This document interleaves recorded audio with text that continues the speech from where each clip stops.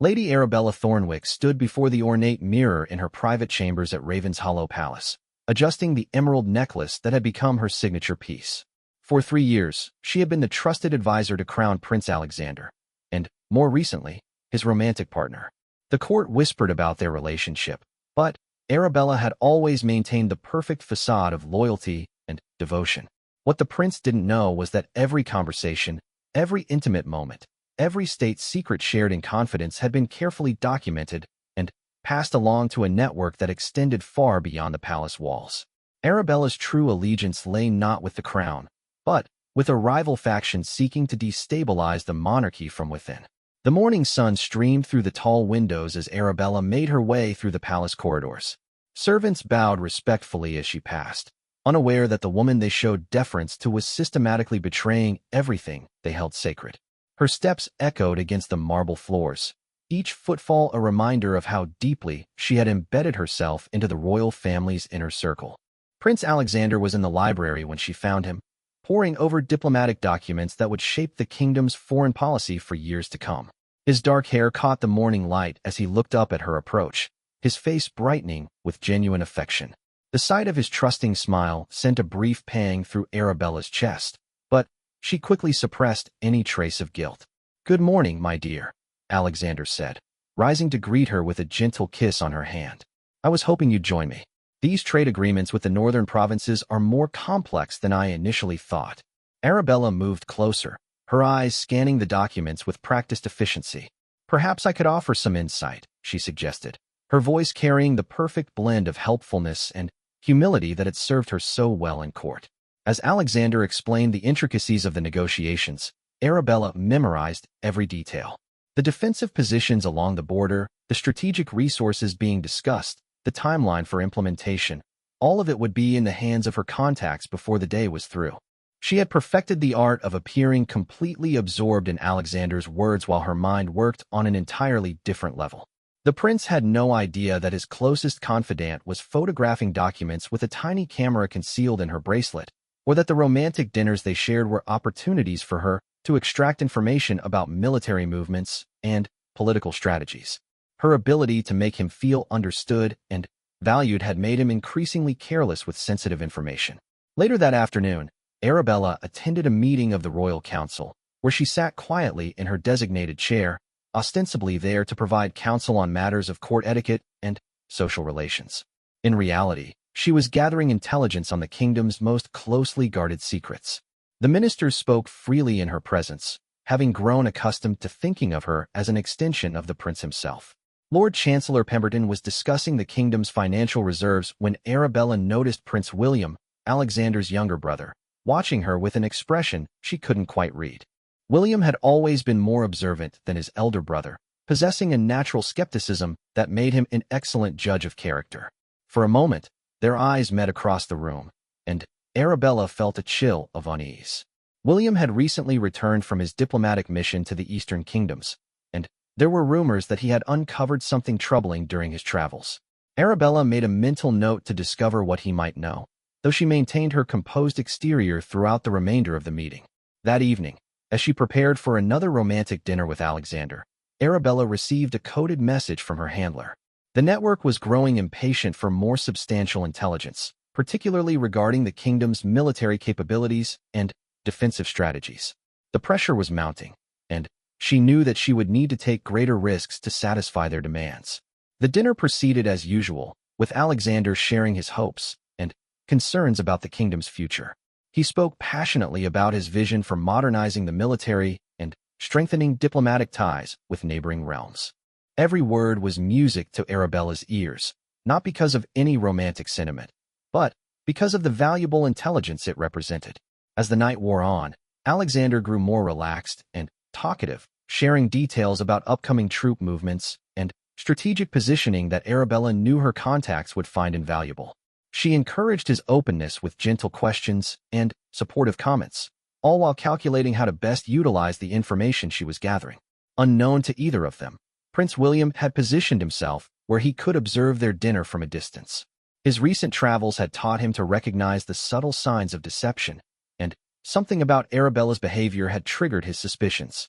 The way she seemed to guide the conversation towards sensitive topics, her almost imperceptible reactions to certain pieces of information, it all pointed to a carefully constructed performance.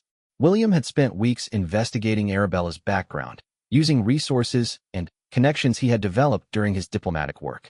What he had discovered would shake the very foundations of the royal family and force his brother to confront a betrayal more devastating than anything he could have imagined.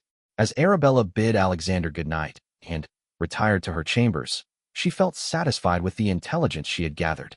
Tomorrow, she would begin implementing the next phase of her mission, one that would bring her closer to her ultimate goal of destabilizing the monarchy. She had no way of knowing that Prince William was already several steps ahead of her, preparing to expose the elaborate deception that had been unfolding under their very noses.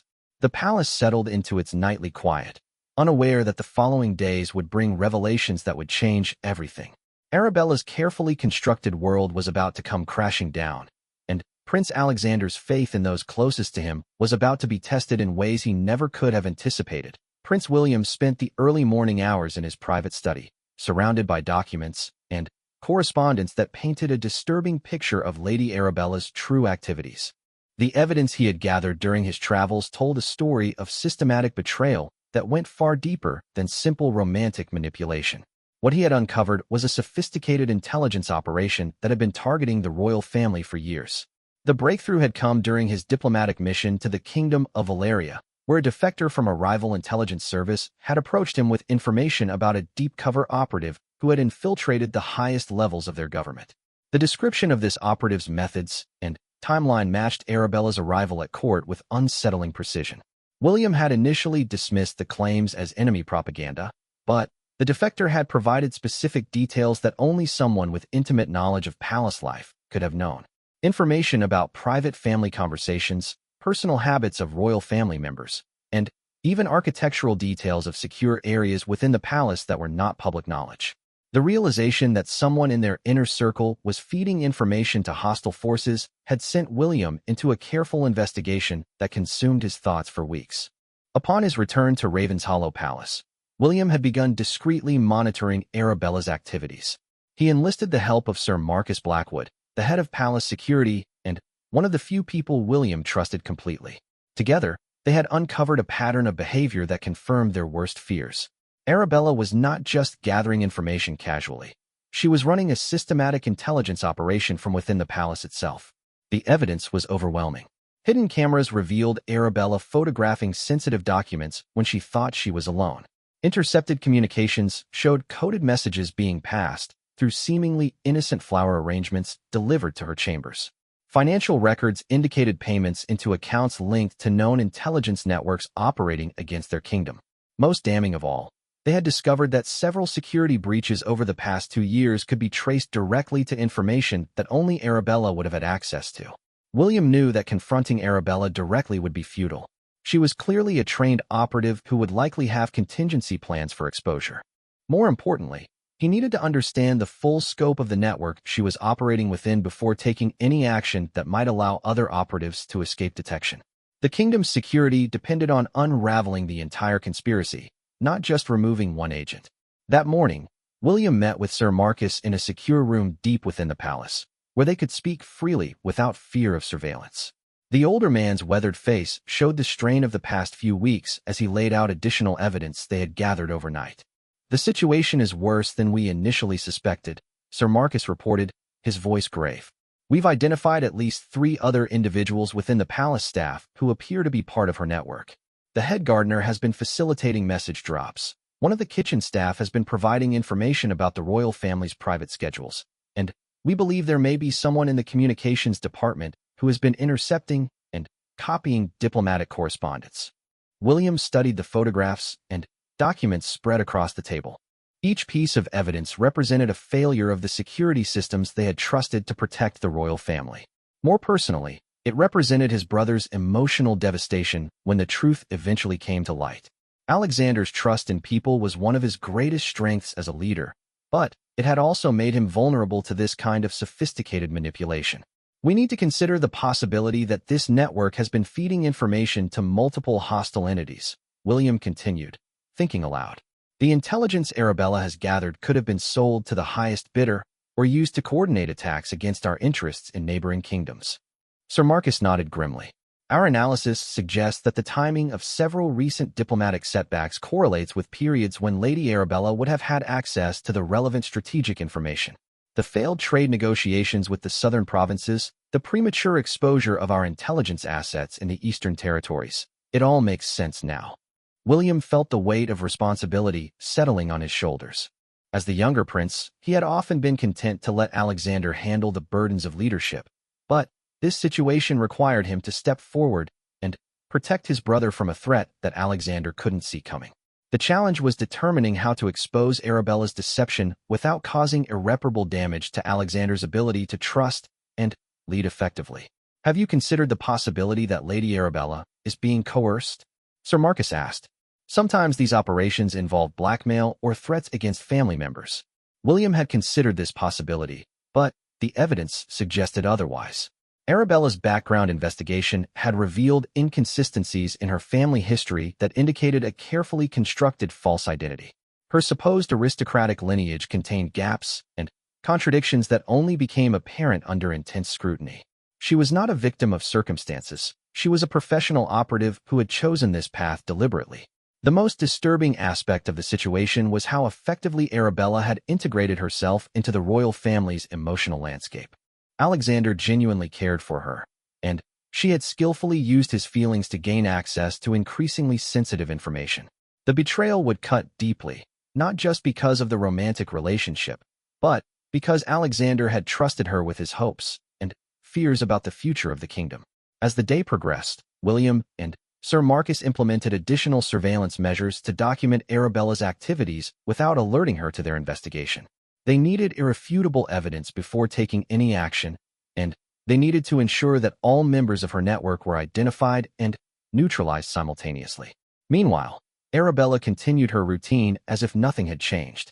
She attended court functions, participated in policy discussions, and maintained her loving demeanor toward Alexander. Her performance was flawless, showing no signs of the stress that should have accompanied such a high-stakes deception. This level of composure suggested extensive training and experience in deep cover operations. That afternoon, William observed as Arabella guided Alexander into a conversation about the kingdom's defensive capabilities along the northern border. She asked seemingly innocent questions about troop strength and strategic positioning, framing her curiosity as concern for the kingdom's security. Alexander, completely unaware of her true intentions, provided detailed answers that would be invaluable to any force planning an attack against their realm. The sight of his brother unknowingly compromising their kingdom's security filled William with a cold rage that he had to carefully conceal. He understood now why intelligence operatives were trained to exploit human emotions and relationships. Arabella had found the perfect target in Alexander, a good man whose natural trust and openness made him vulnerable to this kind of sophisticated manipulation. As evening approached, William knew that the time for passive observation was nearly over. The evidence they had gathered painted a clear picture of treason that could no longer be ignored. The challenge now was determining how to expose Arabella's deception in a way that would minimize the damage to Alexander and the kingdom while ensuring that justice was served and the security breach was completely closed. The next phase of their plan would require careful coordination and perfect timing. William understood that once they moved against Arabella, there would be no going back. The revelation would shatter Alexander's trust and force the entire royal family to confront the reality that their most intimate relationships could be weapons used against them. But the alternative, allowing the deception to continue, would ultimately pose an even greater threat to everything they had sworn to protect. The morning of reckoning arrived with deceptive calm. Prince William had spent sleepless nights finalizing his strategy for exposing Arabella's network while protecting his brother from unnecessary humiliation. The plan he had developed with Sir Marcus was surgical in its precision. They would present the evidence in a controlled environment where Arabella could not escape or destroy additional proof of her crimes. William had arranged for a special council meeting under the pretense of discussing new security protocols for the palace. The timing was perfect. Arabella would be present in her advisory capacity, and all the key palace officials who needed to witness her exposure would be gathered in one secure location. More importantly, Alexander would be forced to confront the truth with the support of trusted advisors who could help him process the devastating revelation. As the council members assembled in the palace's secure briefing room, William felt the weight of what he was about to unleash. He carried with him a leather portfolio containing photographs, intercepted communications, financial records, and sworn statements from the defector who had first alerted him to the existence of a deep-cover operative within their court. Each piece of evidence represented a different aspect of Arabella's betrayal, building an irrefutable case that would leave no room for denial or manipulation.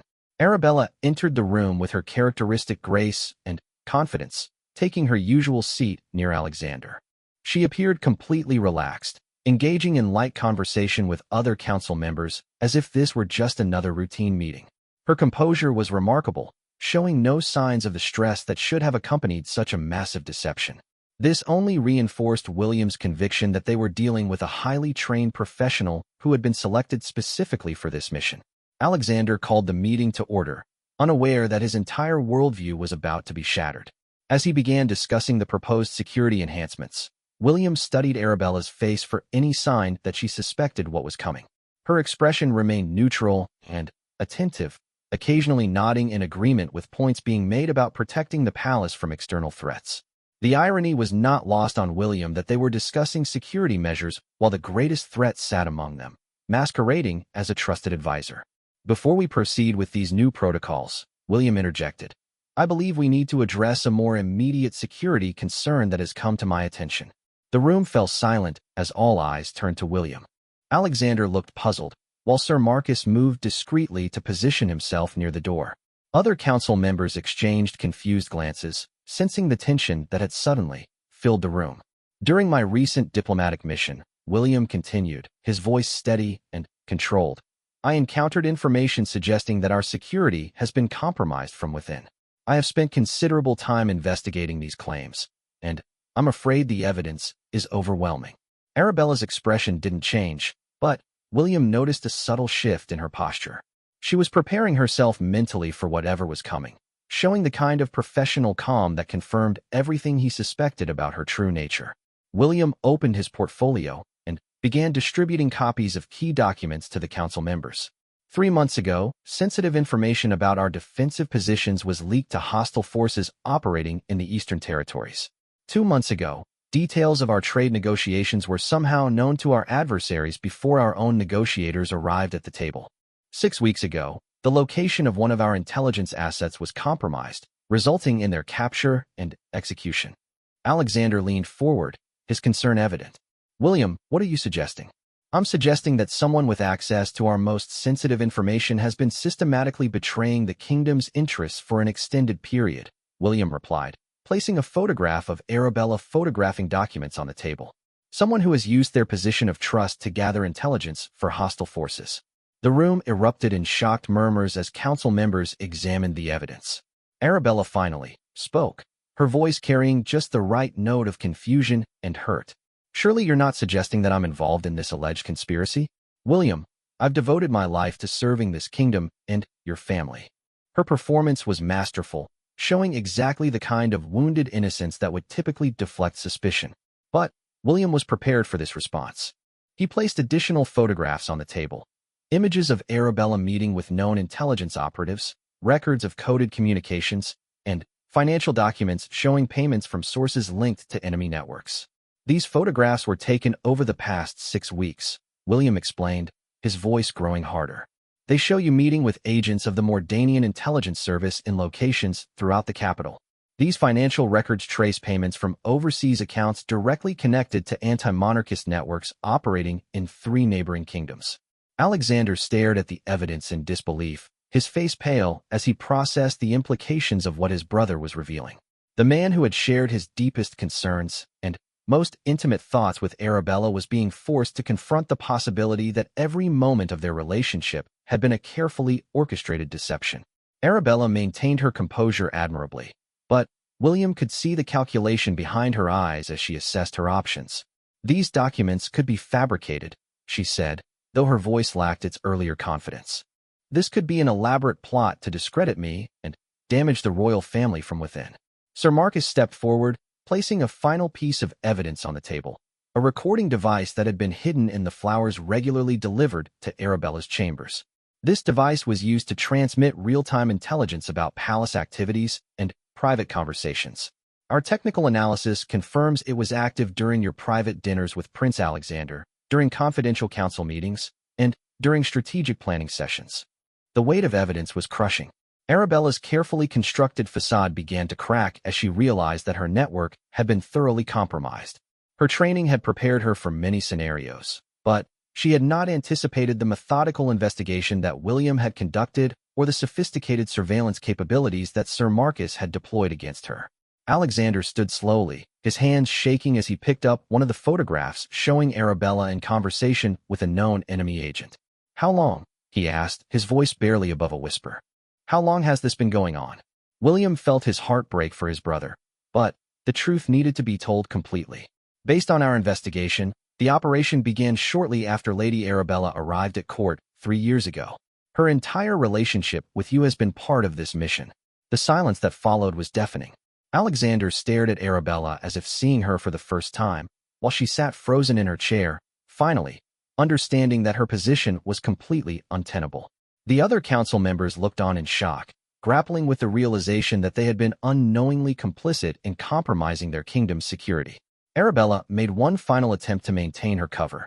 "Alexander, you know me," she said, reaching toward him with apparent desperation. "You know my heart, my dedication to you, and to this kingdom. Whatever evidence they think they have, it doesn't change what we mean to each other." But Alexander pulled away from her touch, his expression hardening as the full magnitude of the betrayal sank in. The woman he had trusted with his heart, his hopes, and his kingdom's secrets had been methodically destroying everything he held dear. The personal and political implications were staggering, and William could see his brother struggling to process the devastating reality of what had been done to him. The silence in the council chamber stretched painfully as Alexander processed the overwhelming evidence of Arabella's betrayal. His hands gripped the edge of the table as he stared at the photographs and documents that dismantled everything he thought he knew about the woman he had loved and trusted.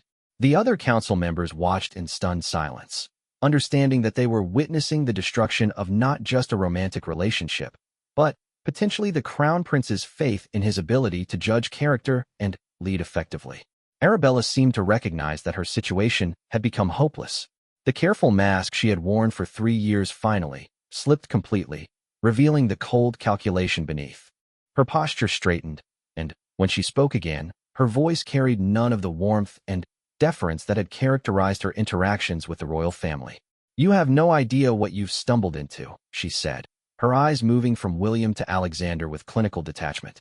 "This operation is far larger than anything your limited investigation could uncover. Taking me into custody will accomplish nothing except alerting my handlers that their network has been compromised." Sir Marcus moved closer to Arabella's chair, ready to restrain her if necessary. "Perhaps you'd like to enlighten us about the scope of this conspiracy," he suggested, though his tone made it clear that cooperation at this point would not mitigate her eventual punishment. Arabella laughed, a sound devoid of any warmth. 3 years of intelligence gathering. And you think I'm the only asset in play? Your kingdom has been under systematic infiltration for the better part of a decade. The trade disputes, the diplomatic failures, the military setbacks, they were all orchestrated to weaken your position gradually while gathering intelligence for a coordinated campaign against the monarchy. Alexander finally found his voice, though it came out strained and barely controlled. "How many others? How many people in our inner circle are working against us? Does it matter?" Arabella replied with chilling indifference. "The damage is already done.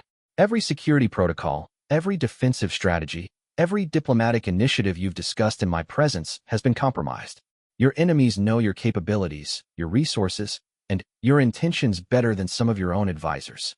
William stepped forward, his anger carefully controlled but evident in his voice. "You used my brother's feelings to destroy his kingdom's security. You manipulated his trust and affection to gather intelligence that has undoubtedly cost lives. Whatever your motivations, that makes you responsible for treason and murder." Arabella's expression remained unmoved. "I'm a professional carrying out my mission. Your brother's emotional attachment was a useful tool, nothing more. If he chose to share sensitive information with someone he barely knew, that reflects poor judgment on his part, not malicious intent on mine. The cruelty of her words hit Alexander like a physical blow. He had shared not just state secrets with Arabella, but his personal fears about leadership, his hopes for the kingdom's future, and his deepest concerns about protecting his family. All of it had been systematically catalogued and transmitted to people who wanted to destroy everything he represented. Why? Alexander asked, his voice breaking. Why target our kingdom? What did we do to deserve this kind of systematic destruction? Arabella's response was delivered with the detached professionalism of someone reciting a mission briefing. Your kingdom controls strategic trade routes and natural resources that multiple parties want to access. A destabilized monarchy would create opportunities for favorable regime change and resource acquisition. My mission was to gather intelligence that would facilitate that destabilization when the time came for direct action. The implication was clear. Arabella's intelligence gathering had been preparation for something much larger than diplomatic maneuvering or trade disputes. The information she had collected was meant to support an eventual military campaign or political coup designed to overthrow the royal family entirely. Sir Marcus had been taking detailed notes throughout the conversation, understanding that Arabella's admissions would be crucial for identifying and neutralizing the broader threat she represented. You mentioned handlers and a larger network. We'll need specific information about how this operation is structured and who else is involved. Arabella shook her head with what might have been amusement. You're assuming I'm going to cooperate with your investigation. I've already told you more than I should have, and only because the mission parameters have fundamentally changed now that my cover is blown. William realized that Arabella was likely operating under protocols that prioritized the protection of her network over her own survival. Professional intelligence operatives were trained to reveal minimal information even when captured, and to mislead investigators whenever possible. Getting useful intelligence from her would require sophisticated interrogation techniques and considerable time. The immediate priority is securing the palace and identifying any other operatives who might still be in place, William said to Sir Marcus. We need to assume that everything we've discussed in this room could be compromised within hours if there are other assets we haven't identified. Alexander stood abruptly, his chair scraping against the floor. The emotional strain of the revelation was clearly overwhelming him, but he was fighting to maintain his composure in front of the council. I need time to process this, he said, his voice tight with suppressed emotion. Sir Marcus, place Lady Arabella under arrest and begin implementing emergency security protocols. William, I want a full briefing on everything you've discovered, including any intelligence about additional threats. Arabella rose gracefully as Sir Marcus approached with restraints, showing no resistance to her arrest. You should know that my capture was always a possibility accounted for in our planning, she said, addressing Alexander directly. The intelligence I've gathered over 3 years has already been transmitted and analyzed. Whether I'm in custody or not, the damage to your kingdom's security is permanent. Her words were clearly intended to demoralize Alexander and the council, suggesting that their efforts to contain the security breach were futile. But William recognized this as a psychological tactic designed to discourage further investigation. Professional operatives were trained to exaggerate their success and the hopelessness of their enemy's position as a way of protecting their networks and missions.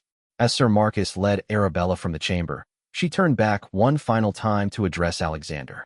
For what it's worth, there were moments when I almost forgot why I was here. You're a better man than my briefings led me to expect, which made the mission more challenging than it should have been. The attempt at expressing something resembling regret or humanity rang hollow after her earlier displays of cold professionalism. Alexander stared at her without responding, his face a mask of controlled pain and anger. After Arabella was removed from the room, the remaining council members sat in stunned silence. The implications of what they had learned extended far beyond a single betrayal. Their kingdom's security had been systematically compromised for years, and they had no way of knowing how many other operatives might still be working against them from within their own government and military. William looked at his brother, who stood motionless staring at the door through which Arabella had been taken. The revelation had shattered more than just a romantic relationship. It had undermined Alexander's confidence in his own judgment and his ability to trust the people closest to him. The psychological impact of such a thorough betrayal could affect his leadership for years to come, which might have been part of the enemy's strategy from the beginning. The work of rebuilding their security and uncovering the full extent of the conspiracy was just beginning, but William knew that the most difficult challenge would be helping Alexander recover from the personal devastation of discovering that the woman he loved had been systematically destroying his kingdom while pretending to care for him. The hours following Arabella's arrest passed in a blur of emergency meetings, security briefings, and damage assessments that painted an increasingly dire picture of the kingdom's compromised position. William found himself at the center of a massive counterintelligence operation that extended far beyond anything he had initially imagined when he first began investigating the mysterious Lady Arabella Thornwick. Sir Marcus had wasted no time implementing the emergency protocols that Alexander had authorized. Teams of security specialists swept through the palace, searching for hidden surveillance devices, examining communication systems for signs of tampering, and conducting intensive background checks on every member of the staff who had access to sensitive areas. The scope of the security review was unprecedented, reflecting the gravity of the situation they now faced. The results of the initial sweep were sobering. In addition to the recording device found in Arabella's flower arrangements, investigators discovered miniature cameras hidden in the council chamber, transmitters embedded in decorative objects throughout the palace, and evidence that the palace's communication systems had been systematically monitored for months. The technological sophistication of the surveillance network suggested resources and expertise far beyond what a single operative could deploy independently. Alexander had retreated to his private study, where he sat surrounded by reports detailing the extent of the intelligence compromise. Every document on his desk represented another aspect of the kingdom's security that had been systematically undermined by someone he had trusted completely. The personal betrayal was devastating enough, but the realization that his romantic vulnerability had been exploited to endanger his entire kingdom added layers of guilt and self-recrimination that threatened to overwhelm him. William entered the study carrying the latest intelligence briefing, but he could see that his brother was in no condition to process additional devastating news. Alexander's normally immaculate appearance was disheveled. His eyes were bloodshot from stress and exhaustion, and his hands shook slightly as he turned pages of the security reports. The interrogation team has made some progress with Arabella, William reported gently, taking a seat across from Alexander. She's provided enough information to confirm that her network includes at least 6 other operatives currently active in various levels of our government and military. Alexander looked up from the reports, his expression hollow. 6 others. How many more that she doesn't know about? How many decisions have I made based on compromised information? How many people have died because I trusted someone who was systematically destroying everything we've worked to build? William understood that his brother was spiraling into a cycle of self-blame that could paralyze his ability to lead at the very moment when decisive action was most needed. The psychological impact of such a thorough betrayal was exactly what enemy intelligence services hoped to achieve when they deployed long-term infiltration operations. They knew that destroying a leader's confidence in his own judgment could be more valuable than any specific intelligence they gathered. Alexander, you need to understand that what happened to you was the result of a sophisticated operation designed specifically to exploit the trust and openness that make you an effective leader, William said firmly. Arabella was a trained professional who spent years learning how to manipulate your emotions and exploit your natural desire to include trusted advisors in important decisions. That doesn't change the fact that I gave her access to information that has compromised our national security, Alexander replied, his voice laden with self-recrimination. Every strategic discussion, every policy debate, every private concern I shared with her, all of it has been transmitted to people who want to destroy our kingdom. Sir Marcus entered the study carrying a thick folder of documents. Your Highnesses, we've completed the initial analysis of the intelligence that Arabella transmitted over the past 3 years. The scope is extensive, but we've also identified several opportunities to turn this situation to our advantage. William gestured for Sir Marcus to continue, hoping that some positive developments might help Alexander begin to move beyond the emotional devastation of the betrayal. The intelligence network that Arabella was part of has been operating under the assumption that their activities were undetected, Sir Marcus explained. Now that we know about them, we can feed false information through the channels they've been monitoring and potentially mislead them about our actual capabilities and intentions. Alexander showed the first signs of engagement he had displayed since the revelation. What kind of false information? We can make them believe our military is weaker than it actually is, provide incorrect intelligence about our defensive positions, and feed them misleading information about our diplomatic initiatives, Sir Marcus continued. If we handle this correctly, we can turn their intelligence network into a weapon against them. William could see his brother beginning to process the strategic possibilities that their situation presented. The betrayal had been devastating, but it also provided them with knowledge of an enemy intelligence operation that they could potentially exploit for their own purposes. There's something else, Sir Marcus added. Arabella's handler made contact attempting to extract her before her arrest. We intercepted the communication and have identified the location where they plan to meet. We have an opportunity to capture additional members of the network and possibly identify the organization behind this operation. Alexander stood and moved to the window, looking out over the palace grounds where he had walked with Arabella countless times, sharing his hopes and fears about the kingdom's future. The memories were painful now, tainted by the knowledge that every moment had been carefully orchestrated to extract information that would be used against him. Set up the operation, Alexander said finally, his voice regaining some of its natural authority. I want to know who ordered this infiltration and what they're ultimately planning. If they think they can destroy our kingdom by exploiting personal relationships, they need to understand that we're capable of fighting back. William felt relief at seeing his brother beginning to channel his anger and hurt into productive action. The emotional recovery would take much longer, but Alexander was demonstrating the resilience that would be necessary to navigate the challenges ahead. Over the following weeks, the counterintelligence operation yielded remarkable results. Using Arabella's communication channels, they fed false information to her handlers while simultaneously tracking the broader network of operatives that had infiltrated their government. The capture operation at the planned extraction site netted 3 additional agents and provided intelligence that exposed similar infiltration efforts targeting neighboring kingdoms. The revelation that their situation was part of a coordinated campaign against multiple monarchies in the region led to unprecedented intelligence sharing and cooperation among traditional allies. What had begun as a devastating personal betrayal had evolved into a strategic advantage that strengthened their kingdom's position and exposed their enemies' capabilities. Alexander gradually returned to his normal duties, though those close to him could see that the experience had changed him fundamentally. He became more cautious in his personal relationships and more systematic in his approach to security matters. The natural trust and openness that had made him vulnerable to Arabella's manipulation were tempered by hard-earned wisdom about the realities of leadership in a hostile world. Arabella herself remained in custody, eventually providing additional intelligence that helped dismantle the broader network she had been part of. Her cooperation was motivated partly by pragmatism and partly by what appeared to be genuine regret about the personal dimensions of her betrayal, though Alexander never again spoke to her directly. The kingdom emerged from the crisis stronger and more secure than it had been before, but at a significant personal cost to Alexander. He had learned that the responsibilities of leadership sometimes required him to sacrifice the very qualities that made him effective in order to protect the people he served. It was a lesson that would shape his reign for years to come, ensuring that such a devastating infiltration could never happen again, even as it left permanent scars on his ability to trust and love without reservation.